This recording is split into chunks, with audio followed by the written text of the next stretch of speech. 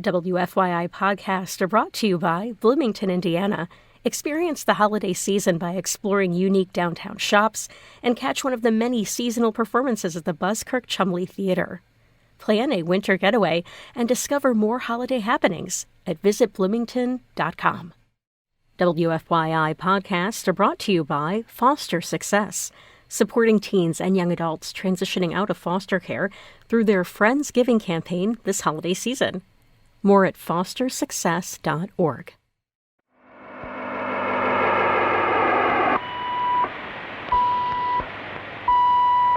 We're going to take a trip right now. Like we always do about this time. This is a journey into sound.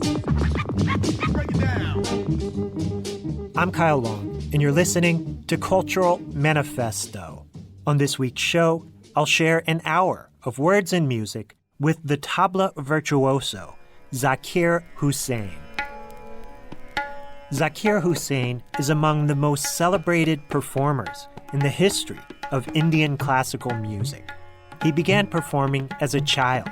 Hussain is the oldest son of Ala Raka, a revered tabla maestro known for his work with Ravi Shankar. Back home in India, Hussain's fame extends beyond his work in classical music.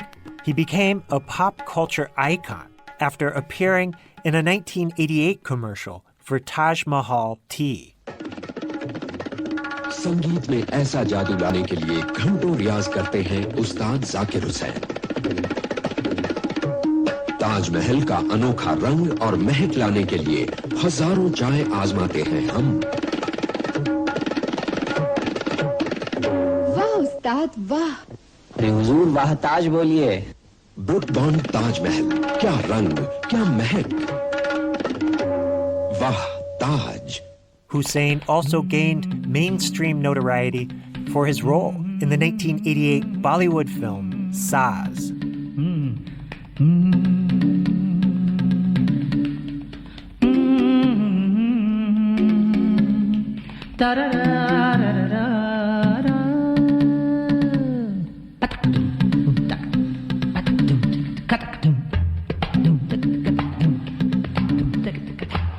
Zakir Hussain has also found success in Western music, collaborating with iconic musicians, including George Harrison, Earth, Wind and Fire, Van Morrison, Tina Turner, and members of the Grateful Dead.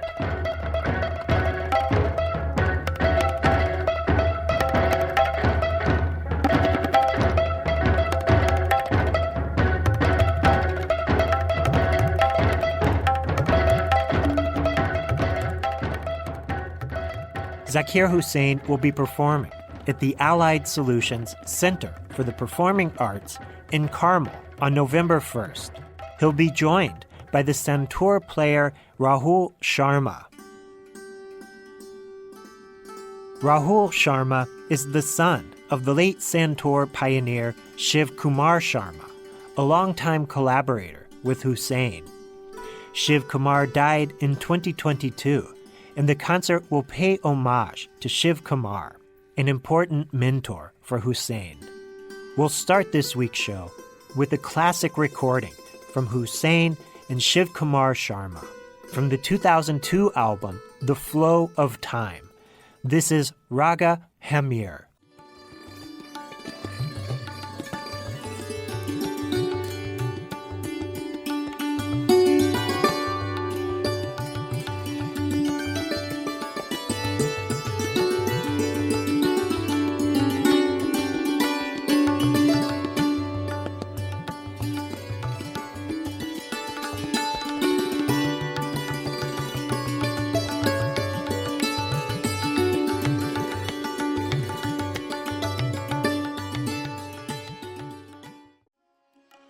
That was Ustad Zakir Hussain and Pandit Shivkumar Sharma with Raga Hamir. Hussain will be performing at Allied Solutions Center for the Performing Arts in Carmel on November 1st. And Zakir Hussain is my guest this week. Let's join our conversation.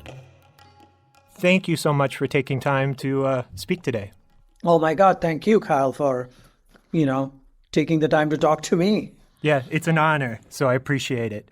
Ustad Zakir, you've been playing concerts in Indiana for many years, but in the last few years, you've had a very steady presence in Indiana.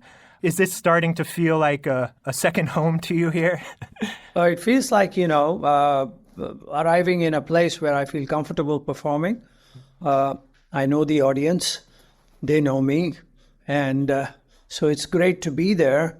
And what's interesting about playing in a place like that is that you get a very diverse audience and a very discerning audience, because they are the kind of people who are like an interesting combination of traditional listeners and techie listeners. Traditional are the ones who already know about you, and the techies are the ones who actually go out there and find out about you on their fingertips, Google and YouTube and Facebook, whatnot. And so you arrive on the stage with this, knowledge that most of the audience are aware of what you're going to do, and you feel like as if you're playing in India with audiences that are totally having grown up with your music and you having grown up playing for them. In that sense, it's an amazing place to come and play.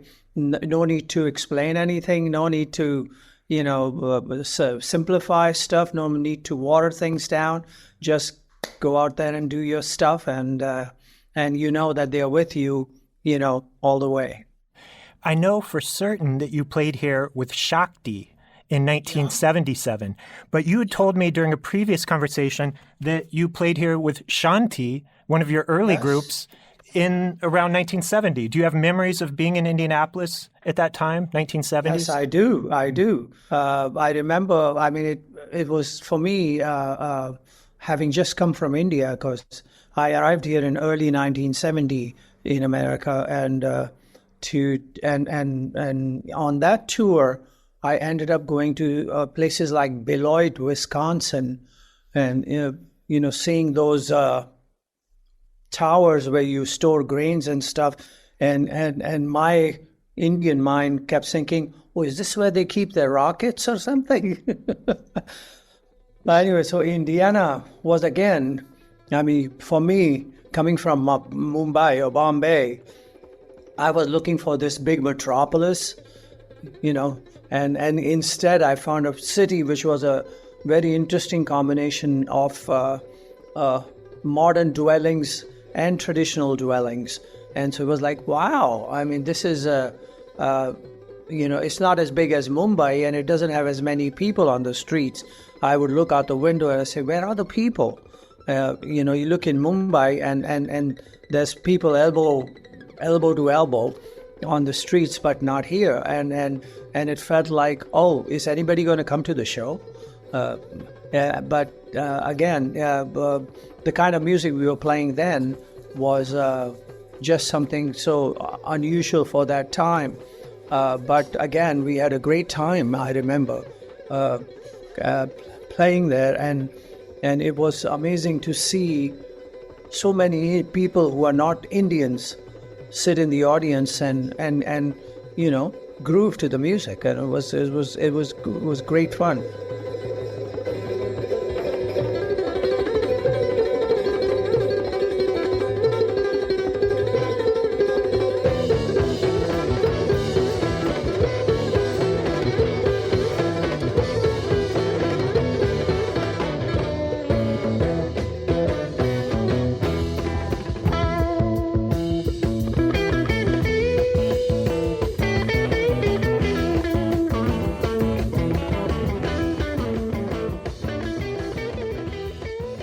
So 1970, Shanti, and then coming with Shakti. And in between, I think, and even in recent times, I have come with my Masters of Percussion tour and traditional Indian classical music tours. And so it feels very, very comfortable to be coming to Indianapolis. I believe this Shanti album was one of the first recordings you made. I'm a big fan of your music, and I have a lot of. Well, you see that one in your left hand just went by. That was the first stereo recording ever made in India. There was this company called Monitor Records, which came to India saying that we would like to make a stereo recording and introduce stereo recording in the studios in India. And they asked if there are musicians who could play. And we were asked to do it, me and Shamim. And I remember coming into the studio, and normally we sit on one riser next to each other, and we are listening to each other and playing off each other. But whoever was the engineer for Monitor Records decided that he wanted separation, and so to show left and right channel. And so he put each of us in different corners of the studio, and the room was at least 30 feet long. And so we were that far apart from each other, and we could barely hear each other. And there were no headphones or anything, and we had to try and play. And I started playing harder because I wanted Shamim to hear me at the other end of the room. And the engineer said, no, please don't do that. You're distorting. And so that's how that first recording got done, Monitor Records. And Shanti, of course, was my first ever recording in United States after arriving here. And so soon after arriving here was amazing.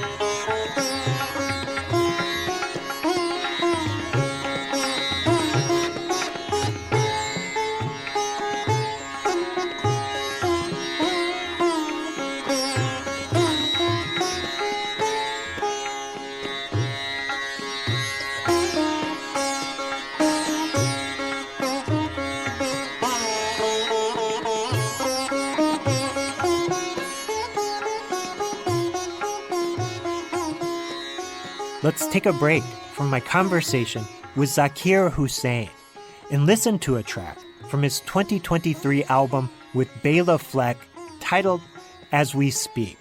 That album won 2 awards at this year's Grammys. We'll listen to the track, Trade Winds Bengali.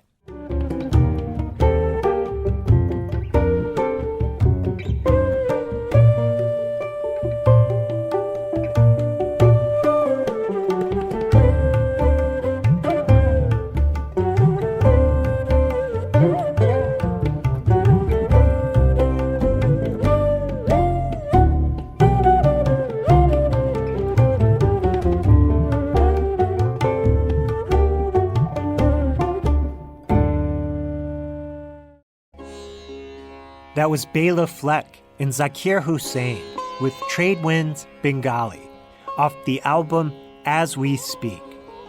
As We Speak won 2 awards at this year's Grammys. Hussain also received a Grammy this year for his work with the fusion band Shakti. Let's return to my conversation with Zakir Hussain. And before we talk about your upcoming concert, I want to congratulate you on your recent success at the Grammys, which was, thank you very much. Yeah, a historic achievement. You're the only Indian musician to win 3 Grammys in one night, and you've now joined Ravi Shankar and Zubin Mehta as the most Grammy wins for an Indian musician. You've won 5 Grammys now. Congratulations, and what are your reflections on that award? Well, I have to say I've been very lucky. I've always said that, I was already on the bus when the bus took off. So in that sense, I have had opportunities that came my way because of my associations with various musicians. And, when I arrived here, I arrived in America to play with Ravi Shankar. That led to me teaching at the University of Washington in Seattle, which led to me coming to the Bay Area to teach at Ravi Shankar's brother-in-law's school, Ali Akbar Khan. And that led to me meeting Mickey Hart of Grateful Dead and meeting John McLaughlin, who came to the school as well. So and that led to so many different associations.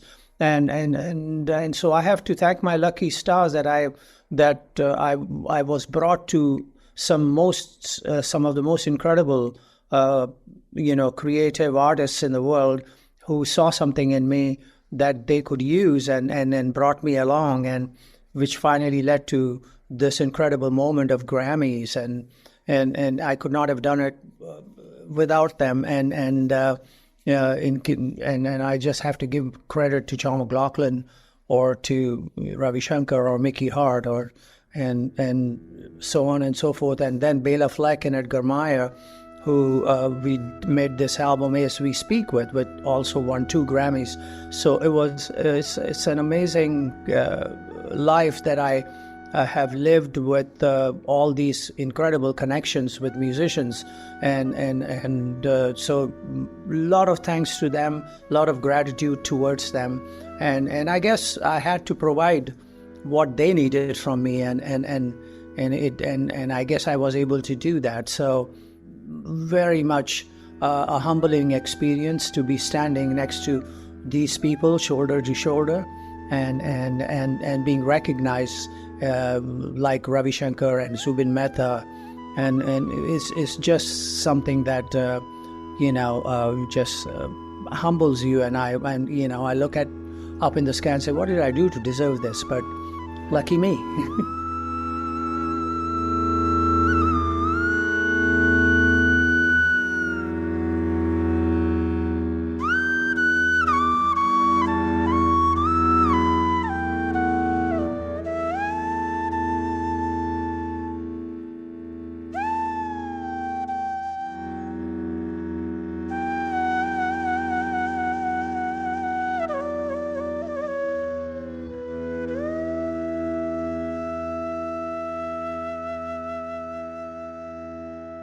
Cultural Manifesto will return with more words and music from Zakir Hussain after this short break. WFYI podcasts are brought to you by Foster Success, supporting teens and young adults transitioning out of foster care through their Friendsgiving campaign this holiday season. More at fostersuccess.org. I'm Kyle Long, and you're listening to Cultural Manifesto. My guest this week is the Tabla virtuoso Zakir Hussain, one of the most celebrated performers in the history of Indian classical music.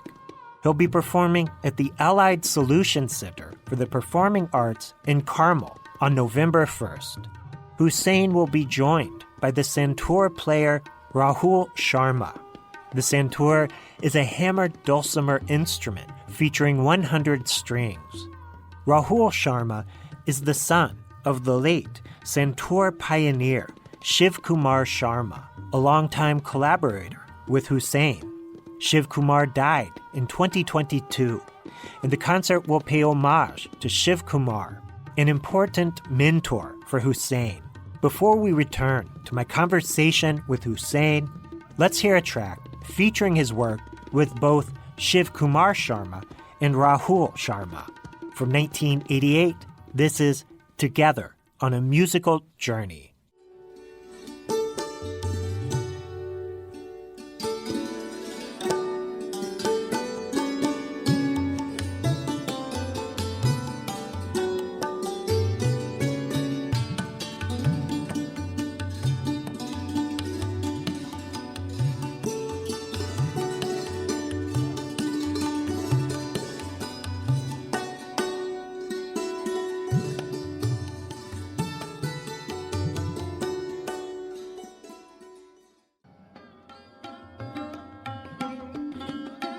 That was Ustad Zakir Hussain, Pandit Shivkumar Sharma, and Rahul Sharma with Together on a Musical Journey.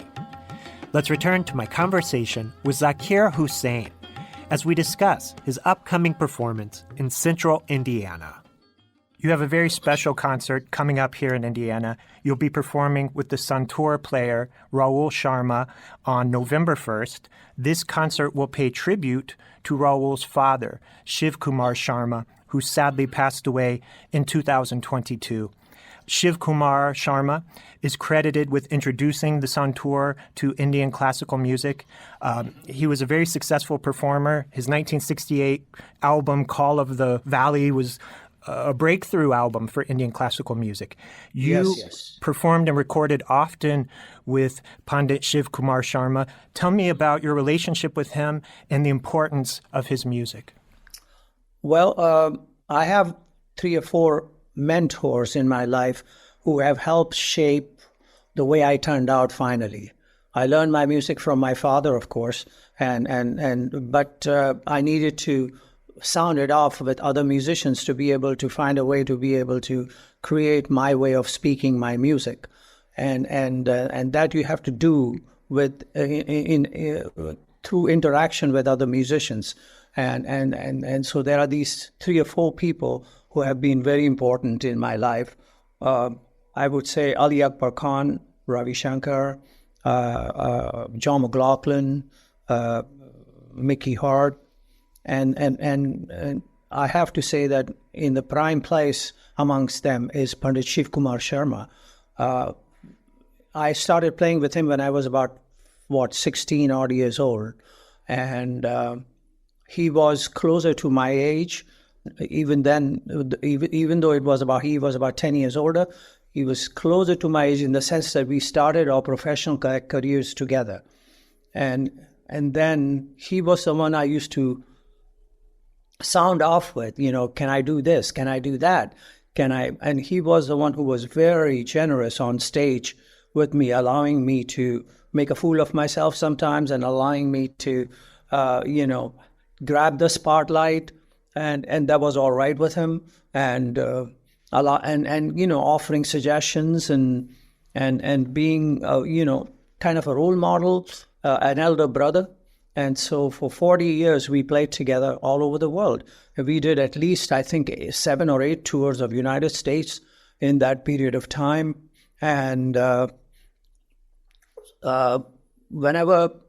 got to a point where audiences just presume that if Shivkumar is playing, Zakir will be playing with him, or vice versa. And so it was like that. And so for me, losing him was a very important and significant part of my life, that kind of, or chapter that was finishing.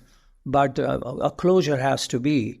So it is important that I sit with Rahul, his son, who is a worthy successor, probably the best Santoor player around in India now, and pay tribute, pay homage, apply closure to this chapter, and move forward and with Rahul and his view of what his father's music is to him, and see if I can find a way to connect with his interpretation of it and carry on further with him.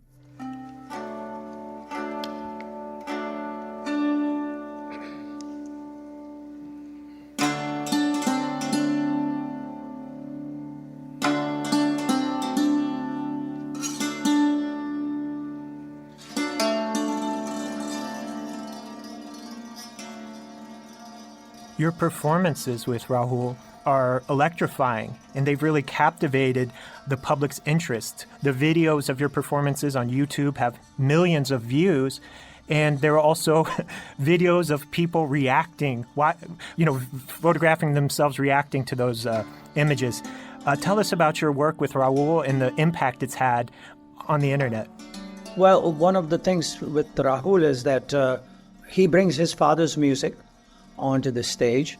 So there is familiarity there, and therefore a place to begin with. As you know, Indian music, the 2 musicians who get on the stage, there is no pre-planning in the dressing room or in a rehearsal or anything. You get on the stage and the Santoor player will introduce a melody, and I would have to find a groove that goes with it. And then from there on, it's trade, speak to each other, and find a way to support each other. So in order to do that, you have to know the person very well. You have to know where he comes from, what he likes, what he drinks, what he eats, what he reads, and all that kind of stuff, and get that person's whole life inside of you so that you can then make that conversation a meaningful one. And so to do that with Rahul was easy because of my association with his dad. But over the years, I've noticed playing with Rahul that he has started to introduce his own persona into the interaction, and that has really become very exciting and challenging because we are not just doing the tried and true, we are not doing the familiar, but we are taking the familiar and moving it into an area where we can expand it further. And that allows me to actually look at nooks and corners in my repertoire that I may have not visited in decades. And so have Rahul come and poke me in that area.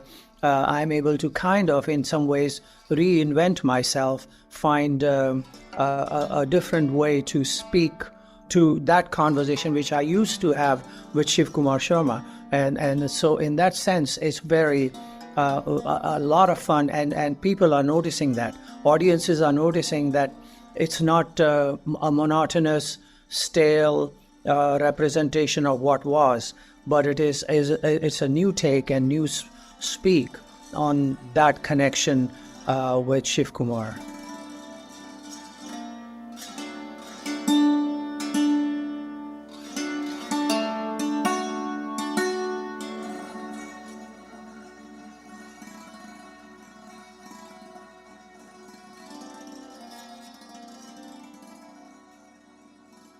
Before we go, I had a random question to ask you, if you don't mind. I mean, you've collaborated with some of the greatest musicians in the world, right? And I recently saw a video of you from 1997 performing with the legendary Nusrat Fateh Ali Khan. This video was taken just a few months before he passed away. His music has continued to live on and touch new generations of listeners. What was that like collaborating with him? Nusrat Fateh Ali Khan was... we never talk about all this stuff, but he was a family friend. He was a family member.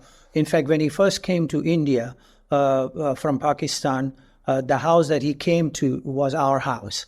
And he stayed there. And he was not well known at that point. And I remember there was a special ceremony for my daughter in my home, and he sang for that ceremony, and I played with him in my house. Unfortunately, in those days, we didn't have cell phones or video cameras and all, so we didn't really record that. But he, again, was a visionary, somebody who took, like Shivkumar Sharma, he found a way to be able to, tell the same old story in a way that vibed with and was relatable with the audiences of today.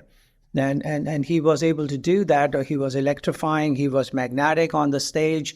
And, so when you talk about some of the great stage personalities, whether it's Ravi Shankar or Zubin Mehta or Beatles or anybody, you would have to say that Nusrat Fateh Ali is on that shelf. But again, a very simple human being, a very, generous with his love, his affection, and for him to just agree to just sit there and sing for my daughter's thing, in my living room, amazing. So it is in fact like playing with a brother. We're practically the same age. He's, I think, about a year and a half older than me.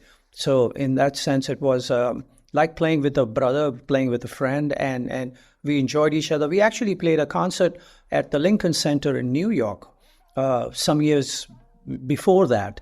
And it was great to play with them in Lincoln Center, and we had a great time playing the concert. So he and I went back a little bit, and it was very comforting to be on stage with him. And he sang like he was a rhythm player. It was an amazing thing. So I could just, there was an open door for me to be able to rhythmically interpret what he was doing, because what he was doing had so much rhythm, so much tempo, a groove in it that, it was easy to lock into that and hang on for dear life. It was fun.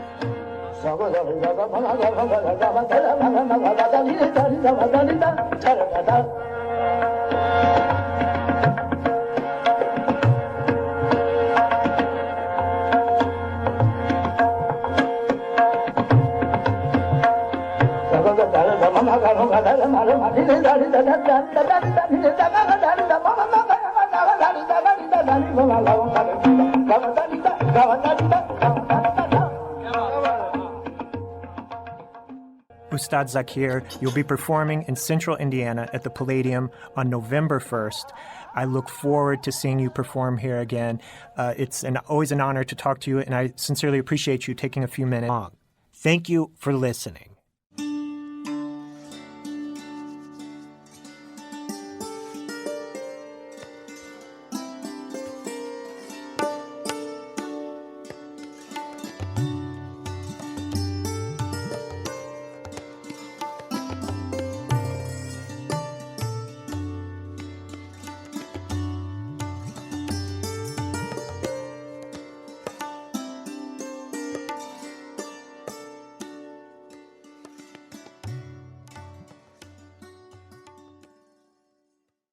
WFYI podcasts are brought to you by Foster Success, supporting teens and young adults transitioning out of foster care through their Friendsgiving campaign this holiday season.